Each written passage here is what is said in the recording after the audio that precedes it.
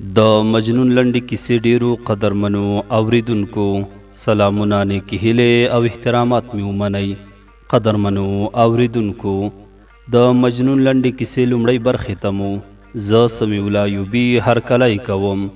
دا هم تاسې او دا هم د کیسې لومړۍ برخه. امید لرم چې دغه خوندوره له درد مینې او تلوسې څخه ډکه کیسه تر پایه پورې راسره واورئ.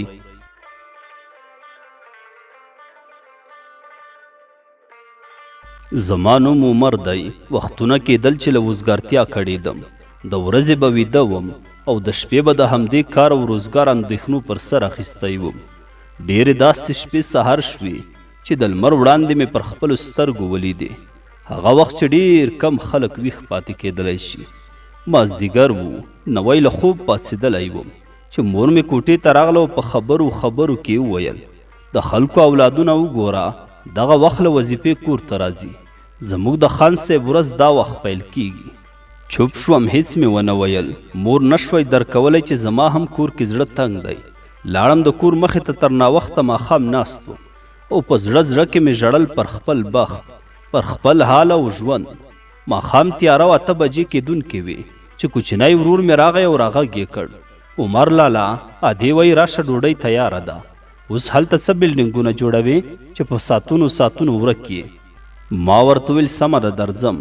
لاړم، د مور د سترګو د خاطر لپاره مې لږ څه وخوړل. که نه اشتیا خو ډېر وخت کېدله ما خفه وه. وروسته له ډوډۍ خوړلو مې د ماخوستن لمونځ وکړ او همداسې د خپلې خونې کړکۍ سره ناست وم.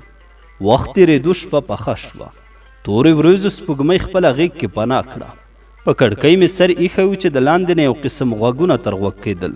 لږ مې واورېدل. ژونده، زه چیرې یم؟ دلته څوک شته؟ صبر مې ونه شو، ورښکته شوم. بې له دې چې شور جوړ کړم پټ له دروازې ووتلم. یو کس تر سترګو کېدو شاته یوه بوجۍ اچولې وه. ځان سره مې وویل لکه چې پوډري دی. بیرته راوګرځېدم د کور خواته چې غږ یې وکړ.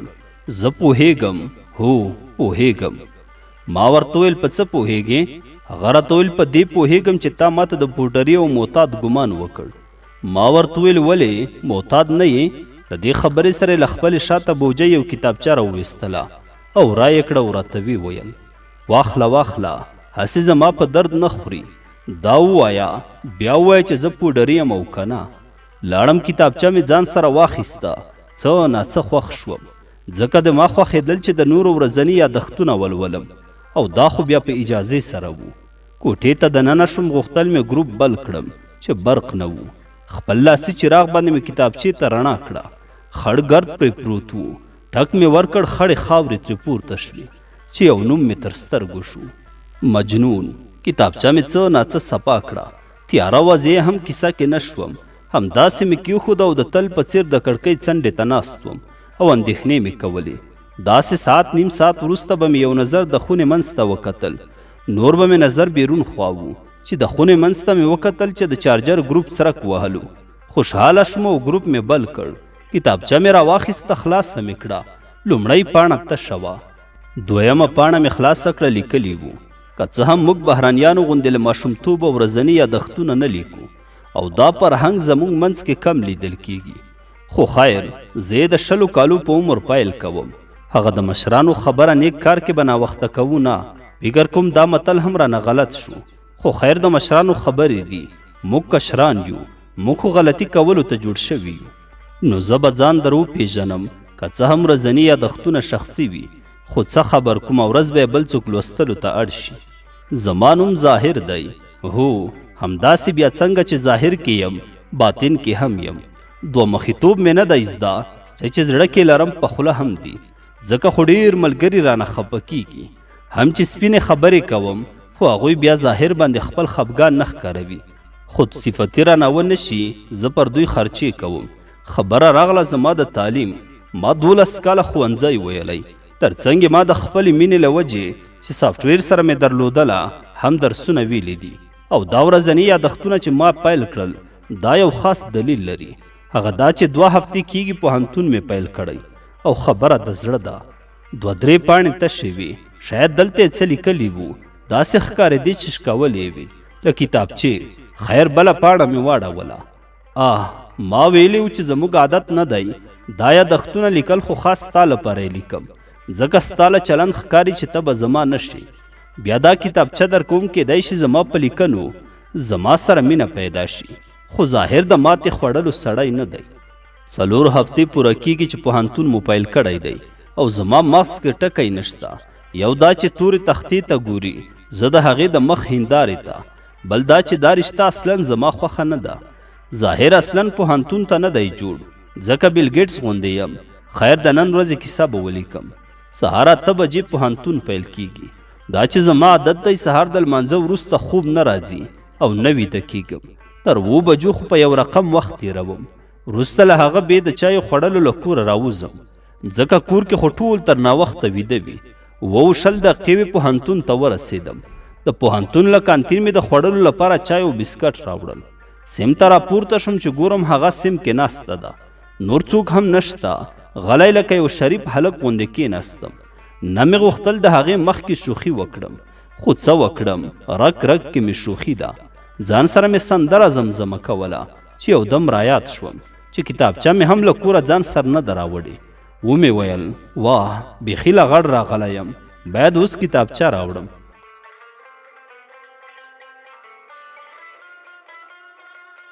له سیمپ وتلم چې هغې غږ وکړ هی هلکه ما ورته وویل هی جلی څه شي دي هغې راته وویل که لاندې کانتین ته ځې یو څه راته راوړه زه نشم تلای هلکان دي هلته ډېر ما ورته وویل هو زه خو ځم جلی راته یو 50 راوویست ما زړه کې وویل ګوره غیرت کې مه راځه دا واخله یادګار یې وساته پیسې مې ترې واخیستې او روان شوم کله چې کانتین ته ورسېدم رایاد شول چې ما خو ونه پوښتل چې څه غواړي خو کتابچه مې واخیسته بیرته سیم ته لاړم غږ مې وکړ پرې هی تا څه غوښتل ما ته دې ونه ویل هغې راته ویل پرېږده یې اوس یې مه راوړه ته هم ریشخند وهې ما ویل ته به نورو غوندې نه یې ما ورته ویل ښه پیسې اوس بیرته غواړې هغې راته وویل نه نو تا ته یې پرېږدم جیب باندې مې لاس ووهلو تر څو یو بل 50 ورکړم او دا زما سره پاتې شي خو جیب کې مې زرګون وو حیران وم خو یو دم ورغلم 1000 روپۍ مې ورکړې هغې راته وویل ما 50 درکړې وې دا خو زرګون دی ما ورته ویل نه ما ته دې همدا راکړی و که نه هغې راته ویل نه 50 وې ما سره 1000 روپۍ بیخي نشته ما ورته ویل همدا و راشه تلاشي وکړه ما سره خو 50 نشته زړه نازړې د سکول کې واچولو چوپ و څه یې ونه ویل د پوهنتون د رخصتۍ وخت کېدو ټوله سیم ووتل زه په تمه وم چې هغه ووځي بیا به ځم خو سیم خالی شو هغه پر خپل ځای ناسته وه زه هم روان شوم چې فکر ونه کړي چې دا زما لپاره سیم کې دی چې له دروازې وتلم هغه هم زما په لوري را روانه شوه او راغږ یې کړ ګوره داسې ولې کوې زه پوهېږم هغه پیسې زما نه دي ما ورته ویل ته پرېږده یې ما ویل که کومه مهمه خبره ده را منډه مې کړل او روان شوم ترې دروغ ویل هم سخت وي وروسته له مودې د دې یادښتونو په لوستلو خوب راغی بله پاڼه مې واړوله تشه وه صرف یو زوړ 50 پکې پروت و ومې ویل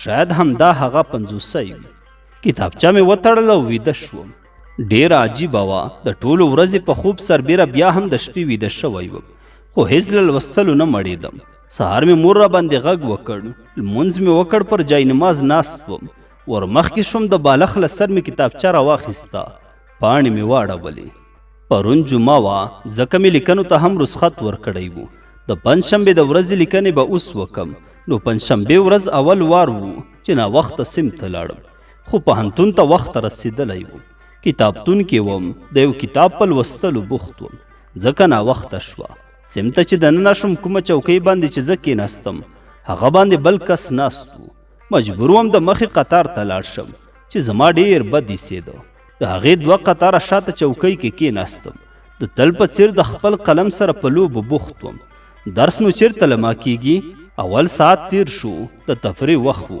ټول به وتل خو له ما دا د ماشومانو کارونه نه کېدل چې په چپسو پاپړو ځان وشرموم سیم کې ناستم یو څو نور ټولګیوال هم وو هغوی هم دهلیز ته ووتل هغه هم تللې وه زه له چوکۍ پورته شوم خپل آخر د پاچاهۍ چوکۍ ته روان شوم چې هغه هم سیم ته رادننه شوه لاس کې پارسل و چپسو پکې زه هغسې ورته جام پاتې وم کتل مې ورته چې یو دم یې وویل خورې ما ورته ویل څه هغې راته وویل چپس خورې که نه خورې نو لارې نه ایسته شه. ما وخندل وبخه پام مې نه و، جامو کې نه ځایېدم. راته ویې خندل او ست یې وکړ. بیخي پوه نه شوم چې پر ځمکه درېدلی یم که په هوا یم. وخت داسې زر تیر شو چې هیڅ پوه نه شوم څنګه کور ته راغلم. کور کې خپله کوټه کې ناست وم چې مور مې سر راښکاره کړ او راته ویې ویل ظاهره زویا ډوډۍ تیاره ده راشه. ما ورته وویل زه موړ یم هغې ست راته. خبره خولې نه ووتله خو نیمه کې مې تېره کړه. مور مې وویل څه د څه شي ست؟ ما ورته وویل هغه داسې وه مورې چې ملګري ست وکړ، ډوډۍ مې هغې سره وخوړله. مور مې راته وویل ښه ښه دارو دې شه زویه. ښایي زه لاړم. مور خو لاړه خو زه وږی هم وم. نو نس چېرته ګوري چې خوشحاله یې که خفه. مور دوی ډوډۍ خوړلې وه، مور لمونځ کولو. ما غوښتل پټ د پخلنځي خوا ته لاړ شم چې څوک مې ونه ګوري. د چا خبره غیرت کې راغلی وم. مور سلام ګرځولو زه برق غوندې د پخلنځي خوا ته لاړم. 4 طرفو ته ګورم خو د خوړلو لپاره هیڅ نه وینم. یو دیګي کې شړومبې وې، بې له څه کتلو مې په سر واړولې او خونې ته مې منډه کړل. ستړی شوم او ساه مې بنده کېده.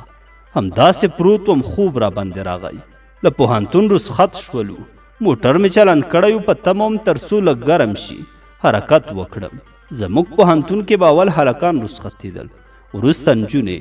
زما موټر تر څو ګرمېدو نجونې هم رخصت شوې. سمدلاسه چې ما حرکت وکړ هغه هم زما مخې ته روانه وه. ځان سره مې وویل ظاهره همدا یې وخت دی ګوره. بیا مې وویل نه که د موټر ورته ودرولو بد فکر به وکړي. خیر همداسې ترې تیر شوم چې د څنګ شیشه کې ګورم لاس ښوروي. یو دم ودرېدم، موټر مې ریورس کړ، شیشه مې ښکته کړه. ورته مې ویل ها څه وایې؟ هغې راته وویل وبخه زموږ موټر نن نشته او پنجشنبه د موټر هم نه پیدا کیږي، نو ته کومې خواته ځې؟ ما ورته وویل زه کوټسنګي پورې ځم. هغې راته وویل نو ما به هم ونه رسوې؟ ما ورته وویل سمه ده زه ثواب ګټلو کې بیړه کوم راپورته شه. موټر کې ناستو خبرو کې هغې وویل ته پوهېږې زما ته ډېر خوښ یې. حق حیران شوم. همداسې مې ورته کتل چې یوه چیغه شوه مخې ته دې ګوره ظاهره. خبره خلاصه وه.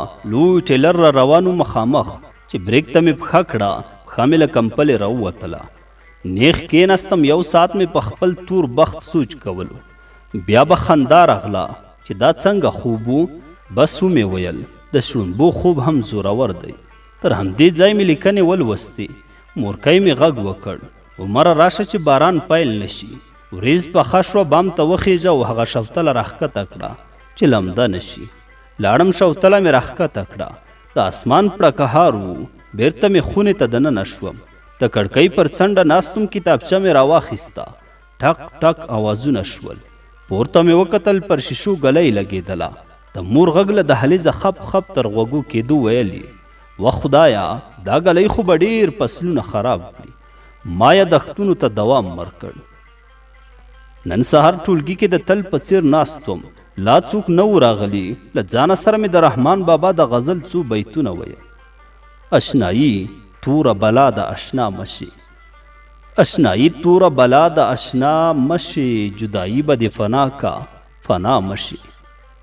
دغه غم به دې د زړه ولې کاغوڅې، دغه غم به دې د زړه ولې کاغوڅې، ګرفتار په درد او غم د جانان مشي. دا مې لا نیم ویلی و چې شاته مې وکتل، هغه دروازې سره درېدلې وه. زه داسې تک سور شوم، اول وار و چې تر تاثیر راندې راغلم. هغې وخندل او ویې ویل مین یې؟ چوپ وم، له خولې مې خبره نه وتله او زړه کې مې ویل ووایه ورته، ووایه همدا یې وخت دی. مغزو مې وویل نه که یې ونه مني نو هنګامه جوړیږي. نو دومره مې ورته وویل نه زما د رحمان بابا شعرونه خوښ دي ځکه.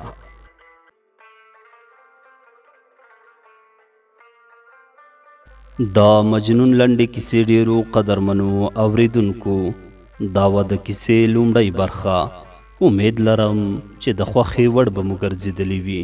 تر بلې برخې پورې مو په لوی څښتن تعالی سپارم. ښاد و آباد اوسئ.